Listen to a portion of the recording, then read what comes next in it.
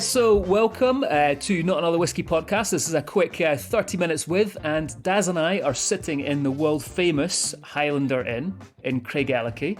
Yeah, it's so nice to be back, man. Yeah, so good. One of our favourite spots to come up to when we're in Speyside, and we're joined by the owner and legend within Japanese whiskey and also up in Speyside now, Tatsuya. Tatsuya, welcome to the show, man. Thanks for jumping on with us. No, thank you for inviting me. Yeah. How are you? Yeah, good, man. Always good. I'm looking forward to getting this interview over and tucking into some of your drams behind the bar. Yep. Okay. So give everyone a little bit of background about yourself. I mean, I think you've got such an interesting story, right, when it comes to what you've done here and buying this place and your background. Mm-hmm. So you're a bartender originally, right? Yep. And that was over in Japan? Yeah, since I left school, age 18, started working behind the bar until still I'm doing, yeah. Yeah, I mean, I've been to Japan quite a few times over the years, and I mean, Japanese bartending is so professional and it's held in such high regard. As a Japanese bartender coming to Scotland, what's your view on the status of Scottish bartending at the moment? Is it they've got work to do? Well, yeah, it's a very different mentality and attitude we have. So it's hard work to train Scottish people or maybe non-Japanese people. Yeah, I don't know. As you say, you've been to Japan many times, and I don't know why Japanese bartender work like that. It's kind of, I say, nation of perfection. Yeah. Yeah, and society, for example, let's say in UK, bartender or barman, person working behind the bar, mentality is everybody can pour a pint. Mm-hmm. You make gin and tonic, I make gin and tonic. Taste should be same if we use same gin and same tonic water. Mm-hmm. But we think slightly different way. Yeah. Yeah. No, I would agree with that. I mean, I've done quite a few whiskey tastings for like the Nippon Bartender Association and things like that, and even just turn out, you go to a tasting and you host one of these things and there's 150 bartenders who turn up at 11 o'clock in the morning. They were all working late at night. They're all dressed in suits. They look like they're ready to work. Aye. And it's just unbelievable. And it's almost this, like you say, it's this quest for perfection. And also it seems like there's a competitiveness within the Japanese bartending community as well to maintain those standards and constantly push for better, basically. Yeah. Say, for example, I'm sure in this country, some chef is very respected, Gordon Ramsay or whoever, those top chef. But bartender, this country is, he's barman. I was barman. I can work twice a week, kind of part-time job. But in Japan, the people actually treat good bartender same as good chef. Yeah. That's why people trying to aiming to get that stage level. Nice. So how does a bartender from Japan end up becoming a owner of a hotel and a famous whiskey bar in the middle of the Highlands? That's that kind of question I received every day. Just ask yourself. Yeah. I'm almost like a type laminated. Yeah. Just read because it takes a long time. Yeah, that's what I was like in America as well. I was like, how are you Scottish and being over in America? I was like, okay, read the cards. Yeah. Just simply, since I started working behind the bar and into whiskey, so I decided just about a year, come to Scotland, learn more whiskey. Then plan was heading back to home. Then, on CV, wow, you've been in Scotland, stay there for a year. Wow, how was it? It's kind of good. I thought good for on my CV. Then I found this country looks fine, looks all right, looks very comfortable. Decided to stay another year, one more year. Promised myself this is my final year. Just end up to 20 odd years. Yeah. 20 years now you've been here. 20, 21, 22. Yeah. Stop counting. Yeah. But then prior to that, you were Suntory, European ambassador, right? Yeah. Was that 3 years? Well, I only did for 3 years. Yeah. So they come to me, and the first time I said, well, thank you for offering. However, I really do enjoy. I'm really enjoying what I do. So thank you, but no thank you. Then couple years later, similar kind of story, and they actually told me kind of figure, and I had a young family that time, and I always felt Suntory whiskey is good whiskey. Yeah. If I became like a ambassadorial position as one of the company I want to do, so I still love Suntory whiskey. So 3 years later, opportunity come up. Life is only once. Yeah, so even when I was working those 3 years working for Suntory, I was still living in this village. Yeah, so just Perfect. took the opportunity. Yeah, brilliant. That's a long story. Yeah, no, that's perfect. No, it's interesting just to hear like your story and where your passion comes from. And I'm curious actually, because every time I come here, I usually try a few whiskies, and you know, you've obviously got a lot of knowledge. Your staff also have got a really good knowledge of different whiskies. And what's you stock a lot of Japanese whiskies here, but you've also got a lot of really interesting Scotch whiskies. What's your kind of philosophy for whiskey here? Is it a 50-50? Half Scottish, half Japanese whiskey? How do you go about pulling together the whiskies that you want in here?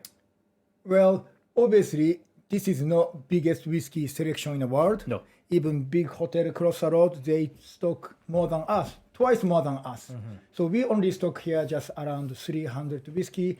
Maybe Japanese whiskey is maybe less than 10%. Yeah. But philosophy is whiskey for everybody. Right. It's not like all whiskey behind the bar, or let's say in a cabinet, they are not all over £100 because some people cannot afford that kind of whiskey all the time, but some people won't try. We deal with several different type of people. Not everybody rich, basically. Yeah. Student, pensioner, and some rich people. So whiskey for everybody. But all whiskey need to be interesting. Yeah. Some story behind. Yeah. I have restock quite wide range of Glenfiddich. For example, I like it. People maybe from Dufftown, people drinking whiskey for a long time, they have slightly different perception for Glenfiddich. People say Balvenie is good, but Glenfiddich is not good. No, guys, listen. Glenfiddich changed a lot last 20 years. Try today, and you might change your opinion. And many people, I think better than I thought.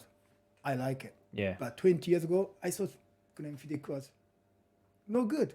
That's 20 years ago. Today is one of the finest whiskey I know. Yeah. So all whiskey behind the bar must have some sort of story or sales point, or at least bar manager really likes the bottle stuff. Yeah. Yeah. I think what blows me away every time I come here, Tatsuya, is your prices, because they are so reasonable. You know, you look at the same dram going down to London, and it'd probably be double the price, right? I mean, you said you got over 300 whiskies here, and some absolute stunners. And the things I love bringing Americans, for example, here, and they always look at your menu and go, "This is such an incredible menu, and I can't believe it's so cheap." Wow, yeah. So often I think, or maybe need to increase the price. No. Mitch, what you did? No. Damn it. But pretty much based on obviously cost of price, and I always feel like people come here buy one expensive whiskey. I much prefer try these two instead. Half of the price, but you can discover two different flavors. I mean, expensive whiskeys taste good, but those two cheaper whiskey taste good.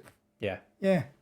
No, that I think that's it, isn't it? It's, as you say, going back to your kind of philosophy, it is whiskey for everyone, and good whiskey doesn't mean expensive whiskey, right? And I think that sometimes when you get tourists, you get a lot of tourists here, and every time I'm in here, it's so international. There's people from Holland, there's Americans, there's Russians, and sometimes their comfort blanket is price, because it is a complicated category, you know, and it's not easy to navigate. So sometimes price is the thing they go by. If it's £15 a dram, that means it's a good whiskey. Not always the case, you know. Maybe for £3 a dram, you're going to get an absolutely amazing whiskey. Absolutely, yeah. But yeah, and that's where I think you guys have the skill and the knowledge to kind of help people navigate that. And the great thing is, it's a bit of a honeypot. Anyone that comes to Speyside is coming here for a dram, you would think, you know, or they should if they're not. Hope so, yeah. Yeah. But you know what I do? You know, the recommend from cheaper stuff. Oh, really good, really like it. Okay, what's next? And go for slightly more expensive stuff after that. Oh, another gem, really good. And people buy 3, 4, 5 dram. Okay, tell you what, I need to go one for the road. What do you recommend for final? Then I go for mega expensive. Right, we need to remember that for later. Yeah, exactly. And the people say, okay. So, Okay, I trust you. Yeah, if you recommend, I buy it. Okay. Yeah. That's funny. So a little tip there, guys. That's how Tatsuya is going to get you when you come to the Highlander. So Tatsuya, for someone listening who hasn't been to Speyside before and hasn't been to your bar before, how would you sell Speyside to someone? Obviously, scenery is, pretty beautiful. Unbelievable. And people here is also, not necessarily working at Highlander. Local people living in this area is very present, very friendly. Yeah, so especially people from big city, it's a bit different, and they always say, wow, people here, really friendly, nice area. I don't know why, but I don't know, air or whiskey. It's probably both, right? Yeah. How was that for you? Coming from Japan to here, did you find it, us being, the Scots quite welcoming to you opening a business here and starting up and very supportive? Yeah, very much so. I was lucky enough. Before I moved on to Suntory, I was working for previous owner for 15 years or 10 years. So when I purchased, they all knew me anyway. I've been here, this village, almost 20 years now. So I think Scottish or British generally and Japanese, very different, but also has got a lot of similarity. Both nations are quite reserved. We don't do from day one became best friend. So takes while to develop relationship, but once developed, it's very solid. Yeah. Lasts longer. So that way, Japanese and the British, we are very similar. Yeah. Islanders, man. Yeah, makes sense. Yeah, exactly. They are a bit more reserved, aren't they? It is, it's true. Yeah. We are very much so, I'd say, in Britain. And going to Japan, what I always found is people being so welcoming. And that side of things, I think, you feel it here. You feel both sides. You feel the Scottish welcome, which is kind and warm, but you also get that Japanese welcome as well, which is it's like polite. I don't know what the right word is, but every time I go to Japan, I'm always just like I'm blown over by how much people are willing to do for you. Simple things like taxis. You go to the taxi drivers in Tokyo or Osaka or wherever, and they're nice, they're friendly. The cars are clean. Everyone's there to look after you and make sure you have a good experience. And it's that combination of the two ways of looking after people, I think, that are really interesting. I think that kind of things I'm trying to provide here, Highlander. Yeah. Again, born in Japan, and my mom and dad had a restaurant business, sushi restaurant. So grew up with hospitality environment. So to me, those things, like trying to give best experience to everybody or most people, that must be with my DNA. Yeah. No, definitely. I mean, growing up in hospitality definitely does that, because you see it. You're almost if somebody drops something, your instant reaction is to pick it up and help them. It's not to look and go, excuse me, you've dropped that. And my dad was a chef, and so I grew up in kind of hospitality as well, and I saw that firsthand. Growing up, is you've got people who see it like that, and then you've got people who let other people do those sort of things. That's cool. Let's talk a bit about your bottlings that you've been doing here. How long you've been doing that now? I think just after almost 20 years. 20 years, is it? From just after millennium. But it used to be one bottling a year. Yeah. Nowadays, still small volume. We do maybe 6, 7, 8 bottling a year. So we are not independent bottlers. It's kind of side of business. So how do you go through that whole process of selecting what you want to put out? I think same as all other independent bottlers. Get sample, but without, I think everybody's same, without compromise. Trying to select, we think, nice, tasty. The variation of some young one, some old one, mostly Scottish stuff, and occasionally some Japanese whiskey. Yeah. I have a small problem. Every time I come here and ask you about how the bottling's going, every time I ask for the most recent one, you've sold out. Yeah. But I got one last year. Yeah. I got last year's one. I got the Maggie's bottling. I got the Altna Bain at was that 22? 24, was Was it 24? Yeah, I got that, and actually that was brilliant. And I drank it at the Copper Rock. I really loved that. But you do a bottling. I was chatting to a guy the other day, and he is from India. A guy, Uday. He's the YouTuber in India. Okay. Right. He's called the Whiskey Advisor, and he stayed at the Highlander Inn, and he told me this actually just the other day. It was funny.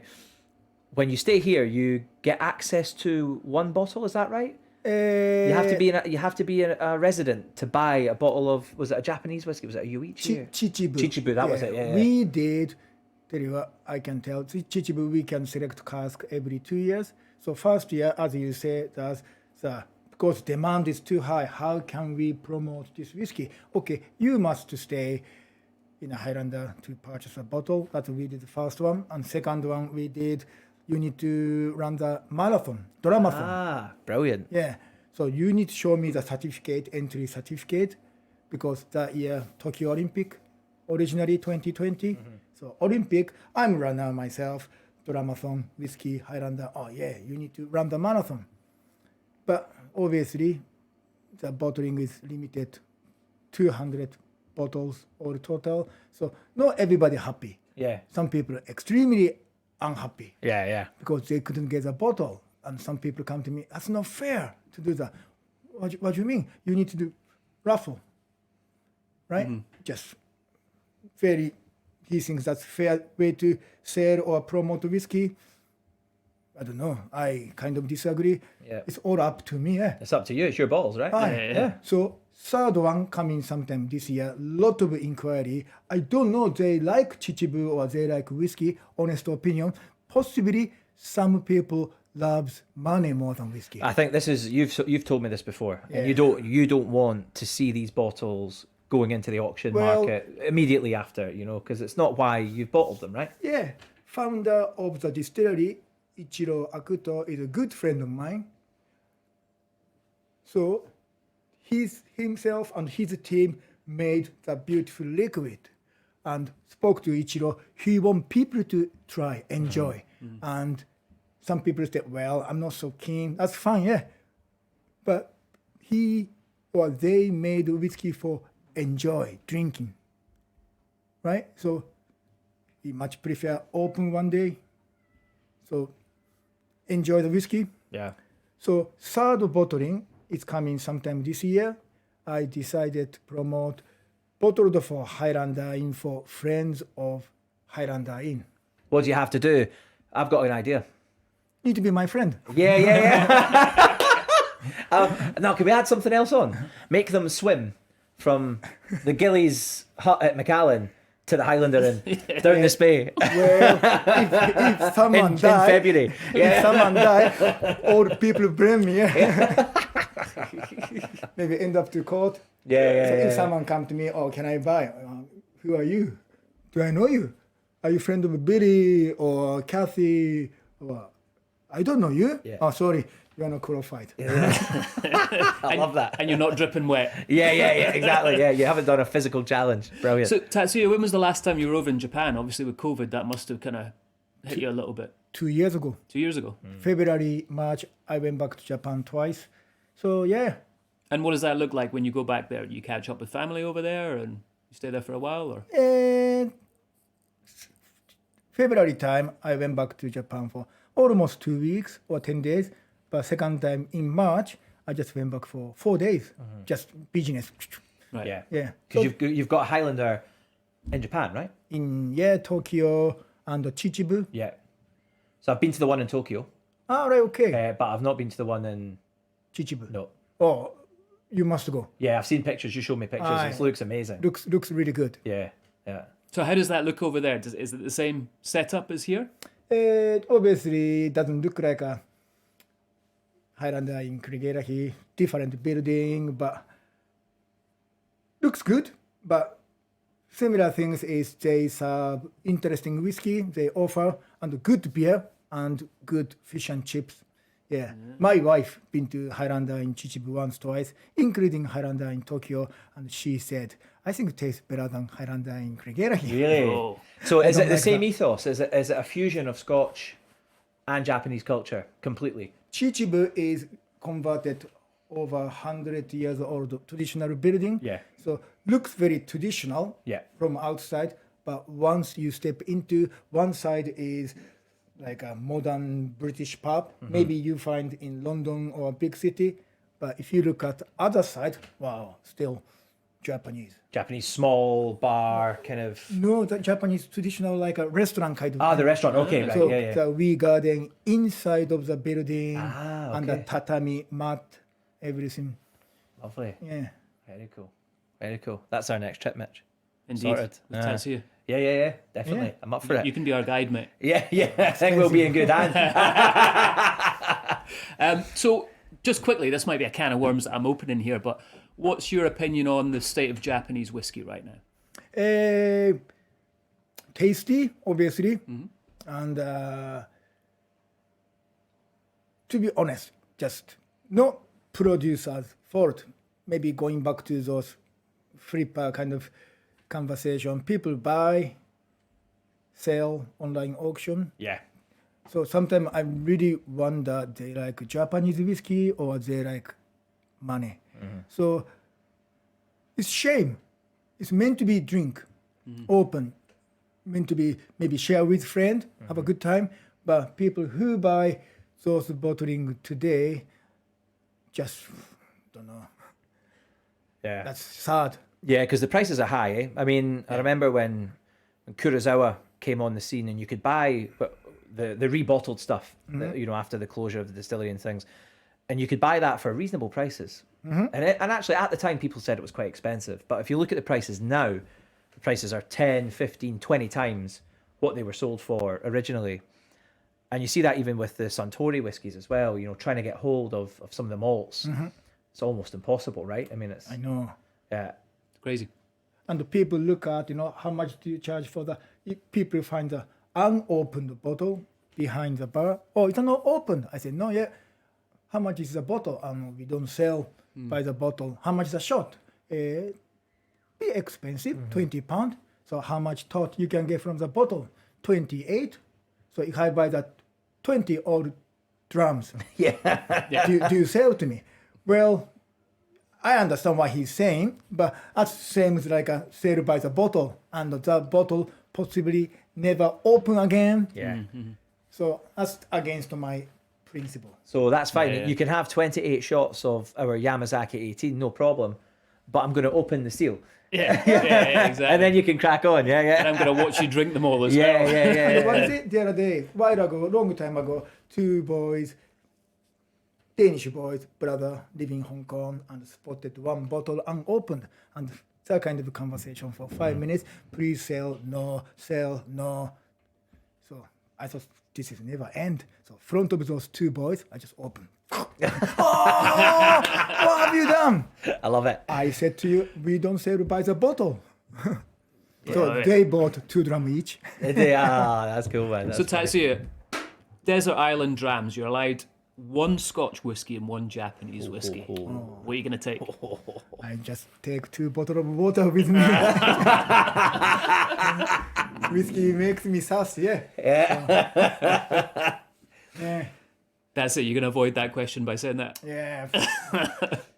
Lot of good whiskey. Yeah.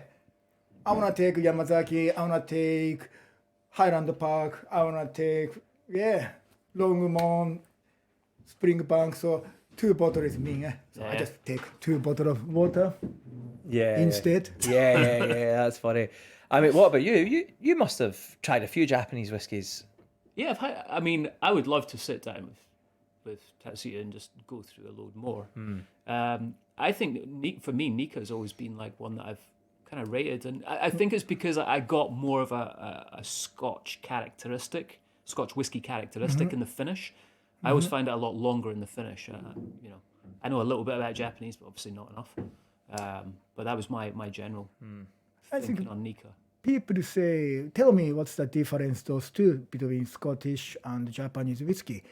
I always telling people, good champagne, good to cover, tastes both good. So Japanese whiskey and Scottish stuff is pretty much like that. Yeah, made from same ingredients and the same method.